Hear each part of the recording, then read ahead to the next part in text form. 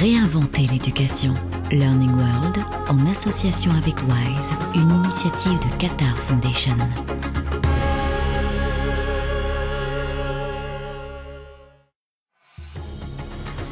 L'espace, les planètes, les galaxies, les merveilles de l'univers fascinent et l'astronomie permet d'en percer quelques-uns des mystères. Dans cette édition, nous explorons des expériences pédagogiques où les élèves ont vraiment la tête dans les étoiles.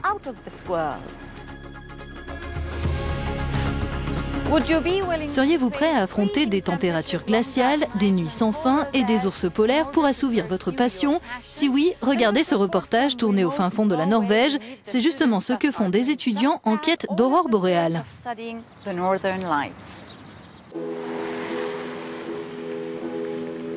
Île de Spitsberg, le pôle Nord n'est qu'à 1300 km. C'est ici, au Svalbard, que se trouve la plus septentrionale de toutes les universités du monde, le centre UNIS, créé en 1993. Environ 500 étudiants originaires du monde entier y sont accueillis chaque année. Ce jour-là, ils sont 17 à se préparer à partir pour l'observatoire Kjell Henriksen. Y a-t-il 2 volontaires pour la garde? Avant le départ, les étudiants volontaires doivent apprendre à se servir d'un fusil. Il faut être prêt au cas où dans cette zone reculée où se trouve l'observatoire, un ours polaire s'approcherait trop près du groupe et se montrerait agressif. Le risque est très réel si un ours polaire vient nous dire bonjour. Une fois sur place, les étudiants placent leur équipement sur le toit.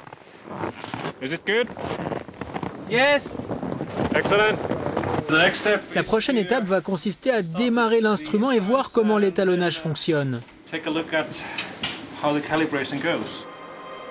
À l'intérieur du bâtiment principal de l'observatoire, l'équipe met en route les instruments qui vont lui permettre d'étudier les aurores boréales.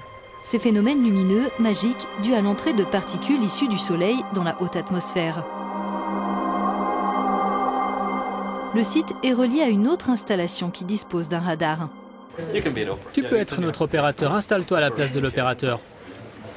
Le moment le plus stressant quand on est aux commandes du radar, c'est le démarrage. Donc la prochaine action à faire, c'est ça. Là, on reste à 57. Ici, on entre 59 et on transmet à l'heure pile. C'est tout nouveau pour moi. Il faut s'assurer que tout marche correctement et ça me rend nerveux.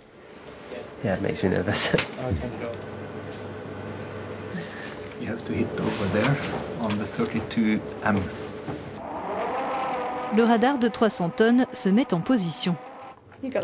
C'est toi qui as le pouvoir. Je crois que les étudiants sont très bons.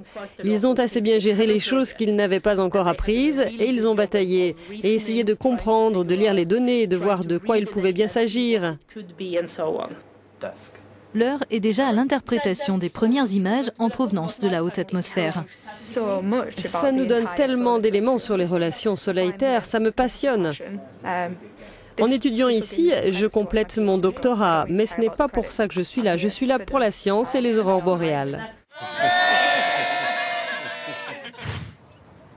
Changeons totalement de climat et partons pour l'Afrique du Sud. Cette fois, ce sont des écoliers qui s'attaquent au grand mystère de l'univers.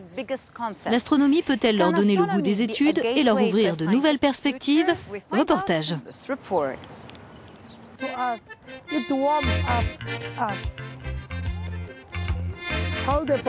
Comme tous les vendredis, le club d'astronomie se réunit dans cette école primaire du Cap. Ici, le matériel sert à mettre les planètes à portée de main des enfants. Il tient dans une boîte conçue par Universe Awareness, une organisation soutenue par l'UNESCO. Je crois que l'espace, c'est important parce que c'est là que se trouve le Soleil, les étoiles, la Lune, notre Terre. On fait partie du système solaire. Peut-être qu'un jour, on pourra tous aller dans l'espace, dans l'univers, et voir toutes ces choses qu'on a apprises.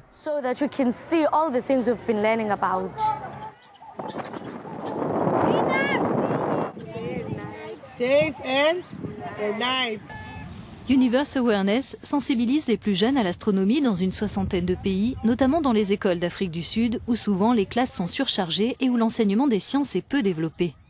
Cette enseignante coordonne le programme dans la région du Cap.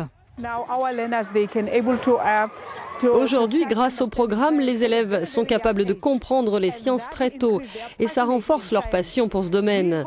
On espère leur permettre d'améliorer leurs connaissances jusqu'à leur passage dans le secondaire. Dans le désert semi-aride du Karoo, l'Observatoire national d'Afrique du Sud a des allures de base lunaire. Des scientifiques du monde entier viennent sur place pour scruter le ciel nocturne. C'est là que nous rencontrons le coordinateur national de l'organisation, qui s'occupe aussi des programmes pédagogiques et de la communication de l'Observatoire.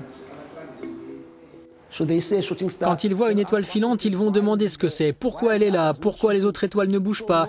Les questions se présentent et on doit y répondre. Quand on le fait, on les ramène aux sciences en utilisant des principes de la physique et des mathématiques. À quelques kilomètres de l'observatoire, à Sutherland, les difficultés sociales sont criantes dans certains secteurs de la ville. Chômage, alcoolisme et criminalité font partie des fléaux auxquels sont confrontés bon nombre d'habitants ici. Pour les plus jeunes, étudier l'univers permet de s'échapper du quotidien.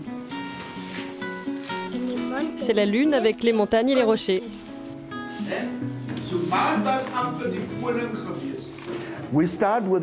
On commence par la Lune parce qu'à l'orage, c'est l'un des corps célestes les plus simples à expliquer, parce qu'elle est visible la nuit, mais aussi la journée. L'astronomie pourrait ne pas sembler une priorité au sein de communautés défavorisées, mais pour l'organisation Universe Awareness, il faut adopter une perspective plus large. Le meilleur moyen de leur donner de l'espoir, c'est de commencer à leur apprendre ces choses très jeunes. Il faut les sensibiliser au fait que l'univers est si grand, que les possibilités sont immenses, pour leur donner le sentiment qu'il n'y a pas de limite.